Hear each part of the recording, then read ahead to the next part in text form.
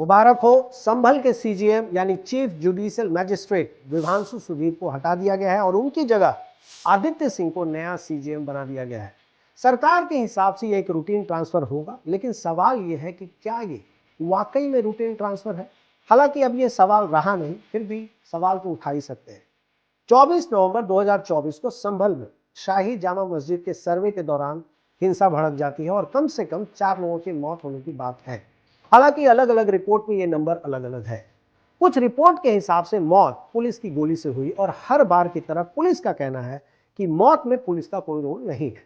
इस घटना के लिए पुलिस पर पहले से ही सवाल था, लेकिन सवाल तब गहरा जाता है जब आलम नाम के लड़के के पिता यामीन पुलिस पर सीधा आरोप लगाते हैं कि पुलिस ने उनके बेटे पर गोली चलाई और आलम को 3 गोलियां लगी, 2 पीठ में और 1 हाथ में।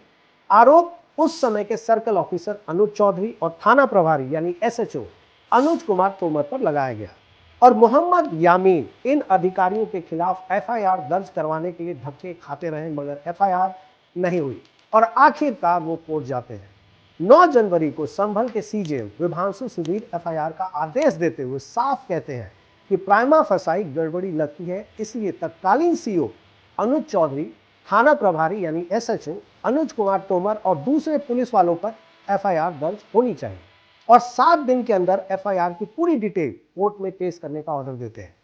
अब एक आम आदमी की समझ से कोर्ट के आदेश पर तुरंत एफआईआर हो जाता है, लेकिन यहां ऐसा नहीं हुआ। एसपी कृष्ण कुमार एफआईआर करने से मना कर देते हैं। उनके हिसाब से कोर्ट का आदेश गैर कानूनी था।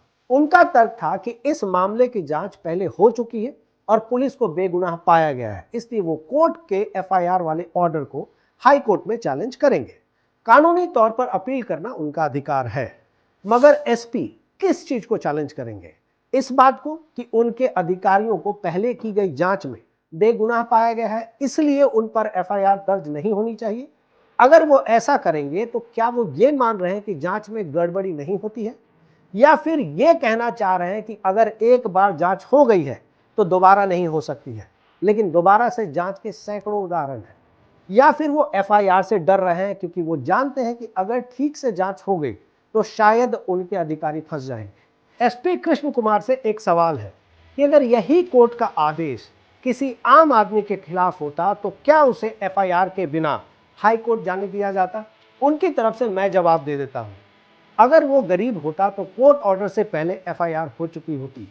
अगर वो गरीब, दलित और किसी और धर्म का होता तो कोर्ट जाने की जरूरत ही नहीं पड़ती।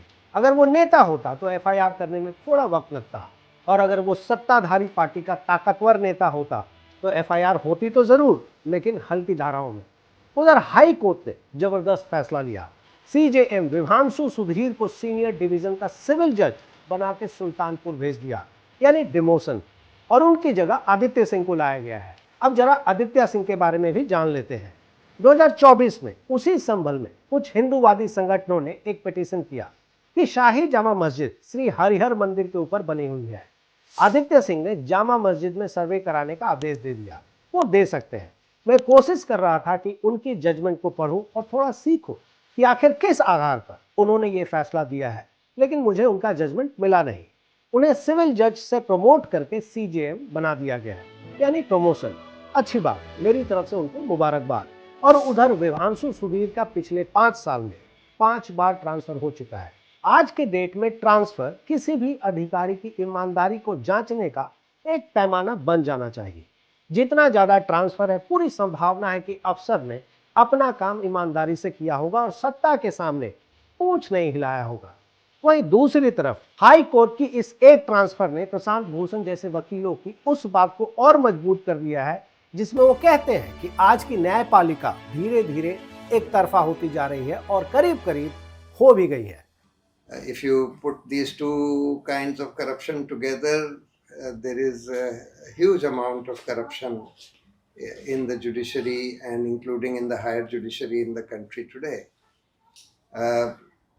It's probably a little less in the Supreme Court than it is in the high courts or in the lower courts, but it is still considerable. इस एक ट्रांसफर ने सरकार, पुलिस और न्यायपालिका तीनों के काम करने के तरीके को एक्सरे के सामने रख दिया है।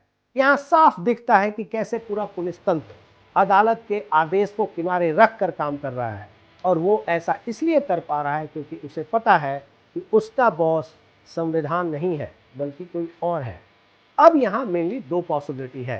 पहला है कि अफसर जानबूझकर सत्ता की गोद में बैठना चाहता है ताकि आगे चलकर पोस्टिंग, प्रमोशन और दूसरा फायदा मिलता रहे, और दूसरा कि वो निराश हो चुका है और सिस्टम से लड़ने की बजाय उसके साथ समझौता कर चुका है।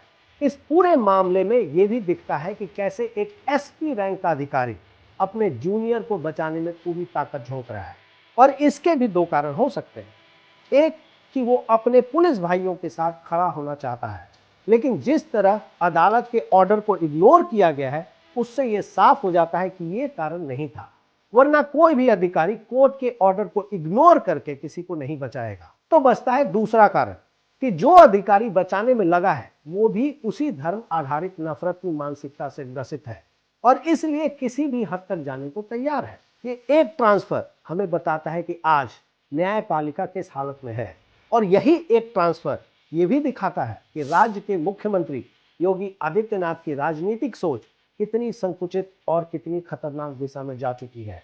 और इस पूरी घटना से सबसे ज्यादा नुकसान लोकतंत्र को है, मगर उसके साथ साथ जुडिशरी को भी बहुत नुकसान है। ईमानदार जज ट्रांसफर और डिमोशन के डर से सही फैसला देने से डरेंगे, लेकिन सरकार भी तो यही चाहती है। मेरी बात को लिख के रख लीजिए, आने वाले समय में कोर्ट की बात को पुलिस अधिकारी खुल के इग्नोर करेंगे, और इसके लिए राजनेता से ज्यादा कोर्ट जिम्मेवार होगा। धन्यवाद।